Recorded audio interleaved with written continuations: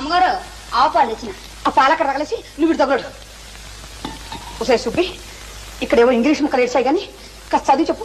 నాకేం వచ్చు అమ్మగారు. ఈ మధ్య నేర్చుకుంటున్నానని చెబుతావు కదే. ఆడు చెత్తపోతుంటేను 4 ముక్కలు గిలుకుతుండాలండి. ఆ 4 ముక్కలు 2 ముక్కలు ఉన్నాయేమో చూడు. ఎంవై మై అంటే నా యొక్క, నాని కూడా అనొచ్చులేండి. డిఈఏఆర్ డీర్ అంటే దుప్పండి. జింకలో లేడు దుప్పులు ఉండవండి, ఆ దుప్పి. దుప్పే? నీ మొహం ఎవరైనా నా దుప్పి అని రాసుకుంటారే?